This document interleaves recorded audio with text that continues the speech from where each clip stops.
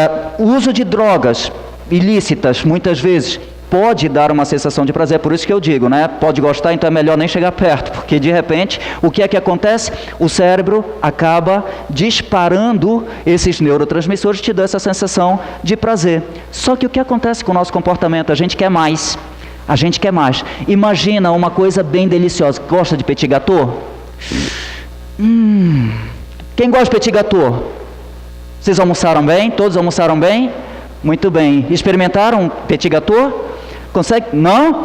Tá. Consegue imaginar aquela bola de sorvete de creme com aquele bolo quente de chocolate, que quando você parte, aquela calda de chocolate correndo, quente, e você coloca um pedacinho do sorvete, mistura o sorvete com o bolo.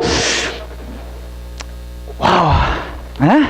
Uma delícia! Eu também amo, sou apaixonado. E o que é que acontece? Dispara serotonina, sensação de prazer, sensação de plenitude. Consequentemente, isso te leva a querer mais. A questão é que, na repetição, a mesma dose já não te satisfaz. Então você precisa do dobro da quantidade que você experimentou da primeira vez para poder ter a mesma sensação de prazer. E é isso que te leva muitas vezes ao vício, é isso que te leva muitas vezes a um comportamento compulsivo. Ou seja, eu não quero, mas eu preciso fazer isso porque o meu cérebro está pedindo. E olha, gente, eu não estou falando de coisas muito absurdas, não. Quem tem filho pequeno em casa? Quem tem filhos pequenos? Levanta o braço, diga eu.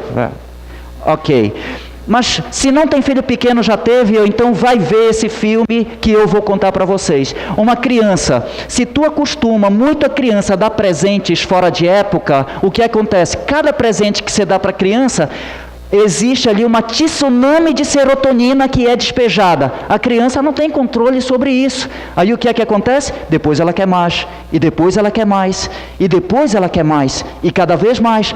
Só que essa criança, ela vai crescer, vai crescer, vai crescer, e vai desenvolver uma compulsão pelo quê? Pelo consumismo. Tudo o que vê, ele quer comprar, e ele não tem controle sobre isso. Por quê? Porque o cérebro dele, alguém entregou isso para ele, e o cérebro dele compensava isso com serotonina. Então as pessoas fogem da dor para se aproximar do prazer. Porque muitos casamentos acabam antes mesmo de se tentar um diálogo. Porque as pessoas, é mais fácil fugir da dor e se aproximar do prazer. Só que é um pseudo prazer, porque logo em seguida vem a dor de novo, filho. Principalmente porque nos primeiros dias ela fica ali um trapo. Mas meu amigo, depois de 15 dias se prepara, porque quando essa mulher levanta, uau! Então, de certa forma, a compulsão, ela pode te levar à depressão, ansiedade, irritabilidade, comportamentos irritativos e até ao isolamento social. Aquelas pessoas que ficam o tempo inteiro dentro do quarto, utilizando as redes sociais, né? Porque se completa muito mais. Existem algumas condutas decorrentes de tudo isso que eu estou falando para vocês, como por exemplo um sentimento de onipotência, como se a pessoa estivesse em todo lugar a qualquer momento e tivesse que resolver tudo. É aquela pessoa que desenvolve inclusive a nanotecnologia, porque não pode ficar sem o celular. Se ficar 10 minutos sem o celular, parece que o mundo vai acabar, parece que essas pessoas não vão sobreviver, e ela tem ansiedade mesmo quando o celular está longe, a ponto de mudar a frequência respiratória, né? Altera até mesmo os sentidos. Então essa pessoa desenvolve a impaciência, desorientação no que diz respeito ao tempo, ela perde a noção do tempo. Quem nunca perdeu a noção do tempo batendo um papo ali, né, numa rede social, no WhatsApp, ou postando, ou simplesmente curtindo lá no Facebook, né? Quantas pessoas perderam a noção do tempo? Existe aí dificuldade maior de concentração, um aborrecimento constante, né? Distanciamento afetivo, o que acaba por sua vez a gerar aí os conflitos interpessoais no trabalho, em casa, na vida social como um todo. Por quê? Porque o sujeito está verdadeiramente uma pilha. Mas por que ele está uma pilha? Porque ele não consegue atingir os seus melhores resultados utilizando a tecnologia a seu favor. Quando chega nesse ponto, pode ter certeza, o indivíduo está utilizando a tecnologia contra ele e não a favor dele. Lembra do que eu falei? A tecnologia veio para nos ajudar, para melhorar a nossa qualidade de vida, para nos ajudar a sermos mais produtivos, para nos ajudar, inclusive, a contribuir muito mais com a sociedade, com o planeta, com o mundo em que nós vivemos, com o nosso país. Mas a gente acaba utilizando essa mesma ferramenta que veio para facilitar, de forma distorcida. E depois a gente não entende, porque o tempo passa, o mundo passa, as coisas passam e a gente continua sempre do mesmo jeito, né? Aí pode ter como consequência um consumo aumentado, né, de bebidas alcoólicas, café, drogas ilícitas, muitas vezes, e fármacos, né, para poder se concentrar nas atividades que precisa fazer e, inclusive, manter um foco e um direcionamento no sentido de atingir os seus melhores resultados. Consequências de ficar o tempo inteiro nas redes sociais: sedentarismo. O sedentarismo, o sofá, gente, é um dos maiores vilões da sociedade atual, porque tudo está tão à mão, tudo está tão fácil, existe muito trabalho, às vezes, para você fechar um arquivo, abrir outro, para poder enviar, encaminhar, enfim, o dedo ele já se torna muito ágil, o dedo. Mas a gente esquece de levantar, dar uma corridinha, dar uma alongada e, consequentemente, a gente não entende o porquê da obesidade, desenvolve diabetes, tem insônias, alteração na qualidade do sono, e isso por si só acaba contribuindo muito para a alteração do teu humor no dia a dia. Aí vai ter reflexos, obviamente, no ambiente de trabalho. Procrastinação é uma outra consequência, porque a gente sempre acaba deixando para a última hora aquilo que nós poderíamos fazer enquanto nós tínhamos tempo. Existe estudos do Christian Barbosa, um estudo do Christian Barbosa, onde ele fala da tríade do tempo: as coisas circunstanciais, importantes e urgentes. Nós vivemos muitas vezes em torno de circunstâncias. A gente faz as coisas baseado nos acontecimentos. Está gerando fluxo, eu estou resolvendo, estou apagando incêndio. Muitas vezes são chamados bombeiros dentro da empresa ou chamados severinos dentro da empresa. E são aquelas pessoas muito boas, aquelas pessoas boníssimas, que não sabem dizer não para ninguém. Aparece o colega, pede um favor, ele para o que ele está fazendo para atender um favor do colega, e aí quando ele volta, ele não tem um tempo rápido, né, para se concentrar de novo naquilo que ele deveria fazer. Consequentemente, isso vai acabar levando ele para o nível de urgência. A urgência acontece quando o teu tempo já acabou. Você não tem mais o que fazer, não tem mais para onde correr. O tempo simplesmente acabou, chegou no nível de urgência. Chegou no nível de urgência, é como se você já estivesse na UTI. Então, se você tem um trabalho para entregar dentro de um prazo, tem que entregar ou entregar. Consequentemente, muita gente deixa de comer, deixa de dormir, ou então come demais, dorme demais. Isso vai afetar os relacionamentos interpessoais e a gente acaba perdendo de vista aquilo que realmente é mais importante nas nossas vidas. E o que é que importa de fato nas nossas vidas? O que é que no final das contas é mais importante nas nossas vidas? Cada um aqui sabe aquilo que é importante para si, mas eu já rodei esse país inteiro ao longo dos últimos 5 anos, formando pessoas, e eu encontrei pessoas maduras, pessoas muito bem-sucedidas nas suas atividades profissionais, e quase que invariavelmente, de Macapá até o Rio Grande do Sul, até Porto Alegre, passando por Rio de Janeiro, São Paulo, Belo Horizonte, o que eu mais ouvia destas pessoas que passavam pelas formações comigo era: se eu pudesse voltar no tempo e fazer algo diferente, eu queria ter aproveitado melhor o tempo com o meu filho. Quantas vezes a gente perde de vista o poder da apreciação? As coisas mais belas que nós precisamos para ser felizes estão diante ali da gente, estão diante dos nossos olhos. Mas quantas vezes a gente não dá conta de fazer tudo o que tem que fazer no trabalho e acaba levando o trabalho para casa?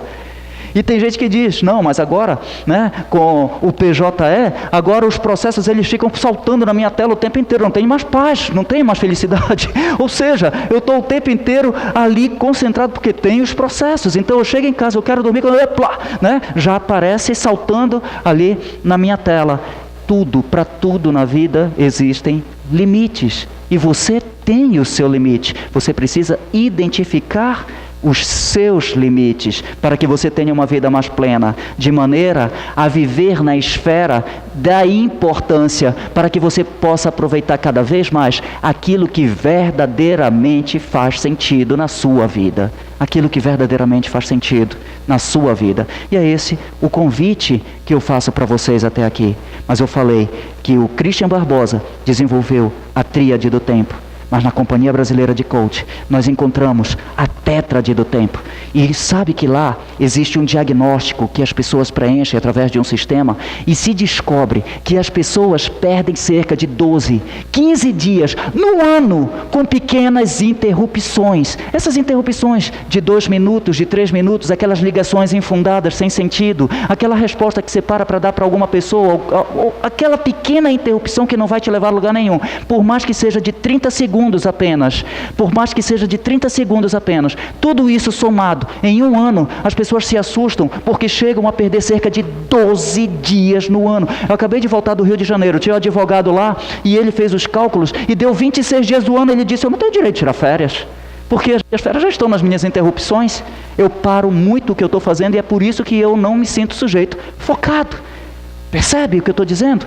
Então, tudo isso veio para te ajudar a facilitar a tua vida, para que você tenha melhor qualidade de vida, para que você se sinta bem. Por que eu estou aliando a vida pessoal e a vida profissional?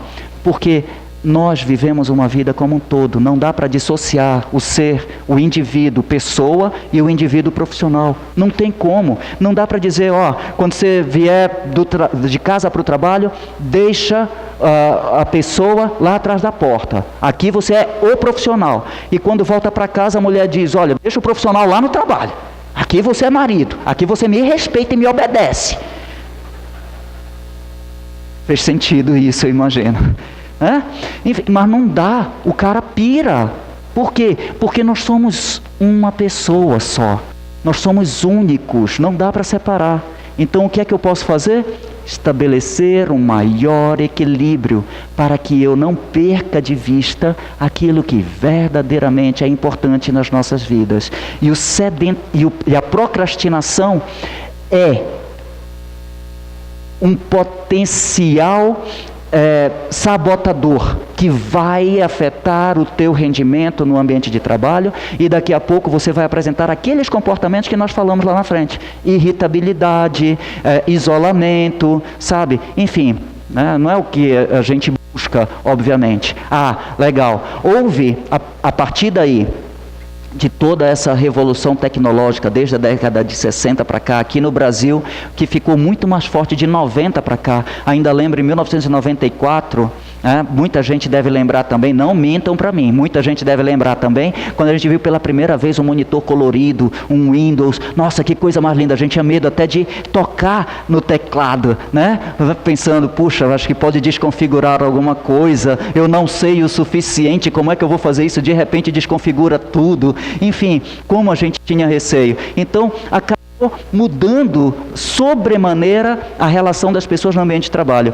Ultimamente eu tenho sido muito demandado para as empresas para fazer um trabalho de integração entre as diversas gerações coexistentes. Está acontecendo hoje um movimento dentro das organizações onde as pessoas estão levando mais tempo para se aposentar, com a longevidade, estão levando mais tempo para se aposentar, os jovens estão ingressando no mercado cada vez mais cedo, e cada vez mais sedentos por resultados, por poder, por ascensão rápida na carreira, né? Então eles estão vindo cheios de gás, e enquanto isso os outros mais antigos ainda estão coabitando, coexistindo no mesmo espaço. A isso nós chamamos de gerações, e eu sou chamado muito dentro das organizações para tratar de um tema que é como é que a gente pode trabalhar essa tendência dessas gerações. Então existem aí a geração dos baby boomers, que é aquele pessoal nascido de 1946 até 1964. Né? Os baby boomers são aquelas pessoas que foram criadas para estudar, né? e encontrar um emprego e se manter nesse emprego para o resto da vida, porque a vida já estava feita. Naquela época em que as pessoas terminavam o ensino médio, aí o pai dizia todo orgulhoso: minha filha já terminou os estudos, agora se ela quiser fazer a faculdade, né? Era na época dos cursos técnicos profissionalizantes que tinham muito valor, e quando as pessoas formavam um curso técnico profissionalizante, uau, a minha filha é quase uma doutora, né? Então era mais ou menos assim. Essa geração, ela não tinha tecnologia. Essa geração, os processos eram mais morosos, os processos eram bem mais lentos. Só que o tempo passou, aí veio a geração X, as pessoas nascidas a partir de 1965, e aí a partir de então vieram alguns caras como Steve Jobs, por exemplo, para bagunçar toda a nossa vida. Essa geração, ela foi a geração mais impactada pela tecnologia. Foi a geração em que nós sofremos essa transição de um processo organizacional um pouco mais moroso, passar para processos organizacionais mais estruturados, para dados, né, de transmissão, para fazer as coisas de uma maneira muito mais ávida, muito mais rápida. Essa geração aqui, ela foi fortemente impactada, é uma geração do consumo, né? Então tudo que a gente via queria comprar. Por quê? Porque as mudanças passaram a ser muito mais rápidas, muito mais velozes. A geração dos baby boomers comprava um equipamento, ele tinha um equipamento de ponta por pelo menos 2, 3 anos, e isso se eu não estiver subestimando o tempo. Essa geração X aqui começou a comprar um equipamento, experimenta, compra o celular hoje, amanhã ele já está defasado. Por quê? Porque já existe uma tecnologia muito mais desenvolvida e muito melhor aí no mercado amanhã. Então, o que acontece? O que é bom hoje pode não ser amanhã. Então, nós fomos fortemente influenciados por uma sociedade do consumo, né? Digamos assim. E aí vieram as pessoas nascidas a partir da década de 80, para quem muitas coisas que eu estou falando aqui, né, o cara deve estar olhando para mim e deve estar pensando, de que planeta que veio esse sujeito? Provavelmente nunca ouviu falar no Menudo, Tremendo, Dominó, Balão Mágico, Trem da Alegria. Somos pessoas nascidas a partir da década de 80. Essas pessoas, elas já nasceram nas redes sociais, sabe? A partir de 2007, quando vieram à tona os smartphones com as telas de touchscreen, algo chamou a atenção em um dos engenheiros da Apple, porque ele estava viajando pelo Peru e entregou isso para uma criança que nunca tinha visto, aparentemente, uma tecnologia, e ele começou a manusear. Por quê? Porque estava tudo muito mais intuitivo, estava tudo muito mais fácil. Uma criança não precisava saber ler para saber se um determinado aplicativo era gratuito ou se ele era pago, né? Então uma criança de 1, de 2 anos de idade, nossa, ele já consegue manusear. Eu me lembro, quando eu tinha 5, 6 anos de idade, meu presente que eu pedi era o Arthur, né? Um robozinho que a gente controlava através de controle remoto, tinha a sua tecnologia ali, né? Enfim, né? Depois de crescer um pouquinho mais, a gente queria Atari, Odyssey, enfim, hoje as crianças já pedem smartphone, e não é qualquer smartphone, ele quer o iPhone, né? Eu tenho que ter um iPhone, ela ama as maçãzinhas, né? Ou então ele gosta dos tablets, enfim, ele já quer alta tecnologia para andar com ele no bolso, dentro da mochila. Enfim, algumas características dessas pessoas. Os jovens eram estimulados a estudar, a formar-se, conseguir um emprego. Eles não eram ambiciosos, embora fossem bastante consumistas, obviamente. Mas o ritmo de trabalho era diferente, era mais lento. E as pessoas eram fiéis de verdade à empresa. É aquele lema: conquiste um emprego e mantenha-se nele o quanto você puder. A geração X, né, já viveram toda essa evolução tecnológica ocorrida durante a Guerra Fria, foram impactados diretamente pela tecnologia, aí se tornou verdadeiramente uma geração do consumo. Eram as pessoas que apresentavam um gosto maior por desafios, ávidos por resultados rápidos, e são os grandes responsáveis pelas mudanças ocorridas nas últimas décadas, agora em que nós vivemos. Agora tu imaginas essas duas gerações coexistindo no mesmo espaço, no mesmo ambiente, onde muitas vezes um baby boomer tem como líder uma pessoa da geração X ou da geração Y. Faz sentido o que eu estou dizendo para vocês? Aí vieram aquela galera, aqueles meninos, né, que são mais ágeis. A molecada está vindo realmente com tudo. Então são as pessoas mais integradas com as mídias sociais. Eles são bem informados, questionadores, têm sede de subir rápido na empresa, dão pouca atenção ao emprego formal. Essa que é a verdade, por conta dessa rapidez de querer ascensão pessoal, ascensão profissional. E com as redes sociais eles conseguem monetizar e fazer isso de uma forma muito mais rápida, inclusive. Valorizam o clima organizacional e, pasmem, de acordo com uma pesquisa publicada pela Hey Group, são muito mais fiéis às empresas do que vocês imaginam, desde que a empresa invista no seu desenvolvimento pessoal, no seu desenvolvimento profissional. Enfim, mas quem disse que mudanças são realmente fáceis?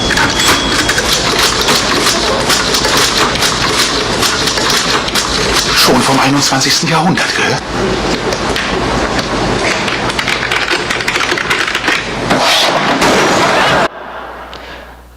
Nem tudo são flores, né? E nem tudo são flores. Então, as mudanças são realmente complexas. Existe ali um maior empenho por parte das pessoas. A gente tem que realmente se dedicar para conseguir um resultado melhor. E mudanças podem gerar resistência ou entusiasmo, dependendo da maneira como nós recebemos essas mudanças. Compreenda uma coisa: o que eu vou falar não é novidade para absolutamente ninguém.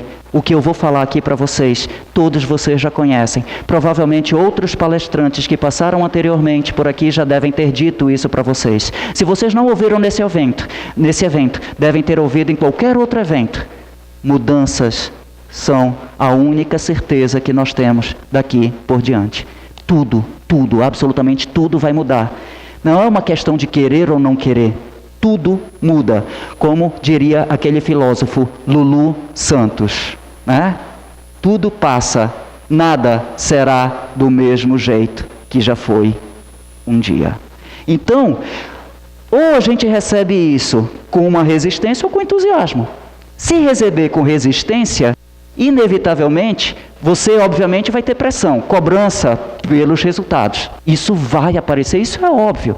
E gente, cobranças, eu aprendi uma coisa na vida, ao longo desses 20 anos trabalhando em ambiente corporativo, eu aprendi uma coisa na vida. Cobranças são saudáveis. 20% a mais do teu potencial são saudáveis, porque é isso que te estimula a se sentir se superando dia após dia, que te faz com que você se sinta produtivo, faz com que você se motive no seu trabalho para atingir resultados cada vez melhores. 20% acima do seu potencial. Isso significa que se eu entrego 80% do meu potencial, a empresa vai me cobrar 100. É saudável. Quando eu entrego 100, ela vai me cobrar 120. É saudável. Obviamente que para quem recebe o desafio, recebe como uma coisa do tamanho do mundo, recebe como um monstro, né? Recebe como um monstro. Mas quando a gente supera, o que é que acontece? Serotonina. Lembra da sensação de prazer, da sensação de plenitude, da sensação de bem-estar? Olha o que acontece com o cérebro. Diante das cobranças por resultado, diante da pressão exercida para que você possa performar melhor, o cérebro dispara adrenalina. Quando ele dispara adrenalina, você fica ligadão em tudo que tem que fazer. Você fica acordado. E quando você não domina uma tecnologia ou não domina um recurso, aí começa a desencadear o estresse. E o estresse, ele não é saudável. O estresse, ele, ao invés de liberar aqueles neurotransmissores que te dão uma sensação de prazer, de plenitude e bem-estar, ele libera cortisol. E o cortisol é prejudicial para o organismo, porque ele destrói as suas células que são as responsáveis pela tua manutenção, pela tua resistência imunológica. Aí você não entende, porque muitas vezes desenvolve uma úlcera, uma gastrite, desenvolve um tumor, desenvolve um aneurisma cerebral, enfim, esse estresse, quando foge do controle, imagina o que é trabalhar a semana inteira nesse estado aqui.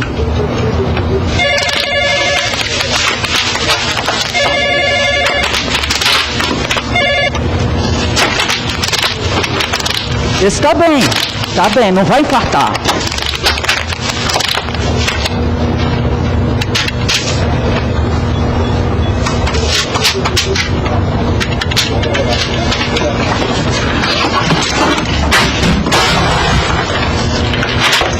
Agora olha que é interessante, o cara está tão fora de si, olha ele trabalhando. Cadê o monitor?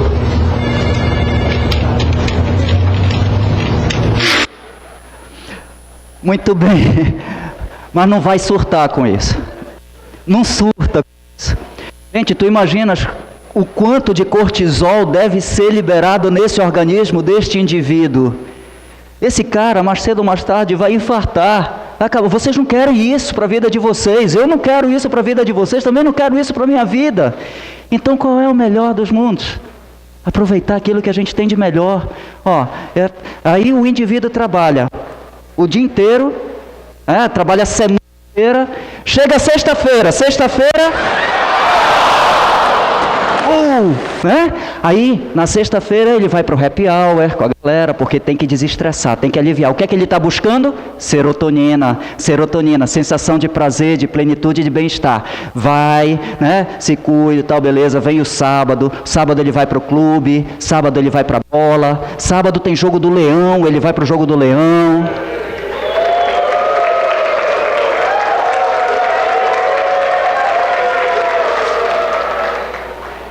Tá bom, tem outro jogo também, né? Então, uma salva de palmas para os rivais. Bora mudar de assunto. Ele vai para a bola dele, vai para o futebol dele, sábado à noite tem a balada, quando ele é solteiro, ou então ele vai com a esposa. Se não for com a esposa... gente, olha, muito legal. Vai para a balada com a esposa. Uau! Enfim... Aí chega o domingo tem o clube de manhã, tem a piscina, tem a sauna, tudo bacana, tem aquele almoço em família, aquele churrasco, aquela cervejinha gelada, uma maravilha nesse país tropical em que nós vivemos, tudo muito legal. À tarde tem o jogo, para quem não gosta de jogo tem o cineminha. Para quem não gosta de cineminha, até pode ir lá em Mosqueiro, dar uma voltinha e tal, volta, tem um açaizinho,